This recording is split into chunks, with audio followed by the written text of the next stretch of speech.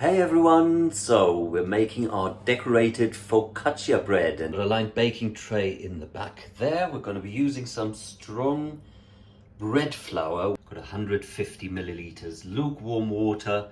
We've got olive oil, some pepper, and I've got some beetroot salt here. We're going to need a little bit of sugar. We're going to need a packet of yeast, and then whatever you've decided to decorate your bread with. In my case, I'm going to be using some olives, some cherry tomatoes, and some spring onions. Let's do it. 200 grams of my strong bread flour goes into my bowl. Next, I'm going to add the entire packet of yeast, teaspoon of sugar, and just a little pinch of salt. Mix all this together with a palette knife, or an ordinary butter knife will do as well, and make a well in the middle. And then you're going to add 1 tablespoon of olive oil to this mixture, which will give your bread a nice taste and a bit of moisture. Now you're going to add your lukewarm water, but you want to do this gradually until you can form a dough. Pour your water in bit by bit.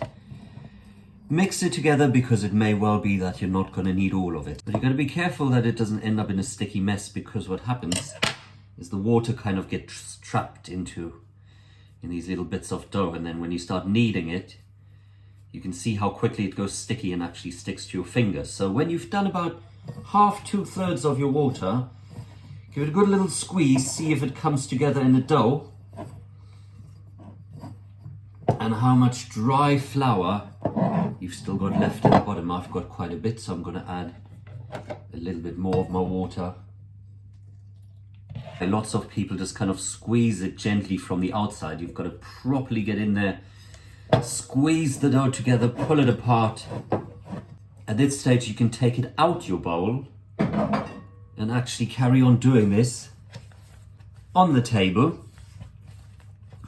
And what you want is a dough that is quite soft, but shouldn't stick to your hands. And then you can knead it on your surface. And we're going to do this for about 5 minutes. When you're kneading, you can either use your knuckles and you push it forward and pull it backwards at the same time, or you can just use your palms. As long as you really knead the dough, and remember, you're not just kind of gently tapping it, you can properly get in there. Now, where you want to get to is you want your dough to gradually get more stretchy. Ordinarily, if you were making bread, you would take quite a bit more time to knead it, as well as proving it later. But of course, we're doing a quick version in 1 hour. That's why we're only going to knead it for about 5 minutes. Use another tablespoon of oil. Pour that into our tin. Pastry brush. So we're going to try shape it into a rectangular shape. And we're going to use a rolling pin to roll it out and make it a little bit flatter. Then we take the dough, put it into our lined tin, and you just use your fingers, try to push it all the way to the edges.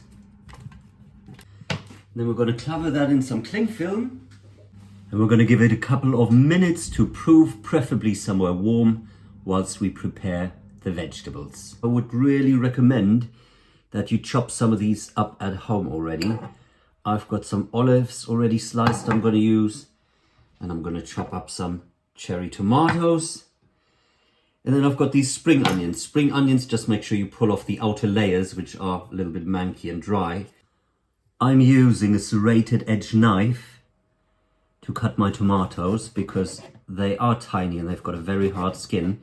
And cutting tomatoes can be quite tricky unless you've got a very sharp knife. And when you get to the last bit, I'm going to lay it down flat and just cut it like that, minding your fingers.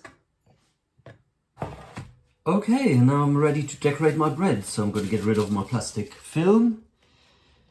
Now I have decided I'm gonna do a sort of floral vertical design. You want to just push these slightly into your bread.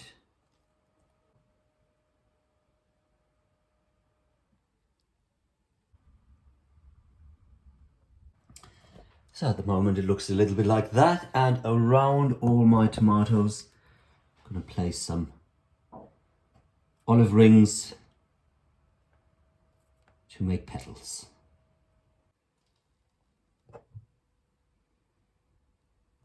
And there is my finished design.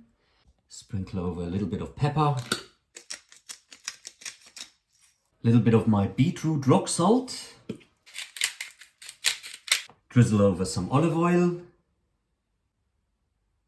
and then it goes into my cold oven. The reason it goes into a cold oven is because, of course, we didn't quite have the time to let it prove, and therefore it's going to get a little bit more time to prove in the oven as it's heating up. 200 degrees, and I'm going to put it on my fan. Give this about 20-25 minutes. Okay, and we are now coming up to 20 minutes, so let's have a look. It should be nice and golden brown. And then we're just going to let it rest for a couple of minutes to cool off, and then of course you can cool it further on a cooling rack. Your decorated focaccia bread, and as they say in Italy, buon appetito.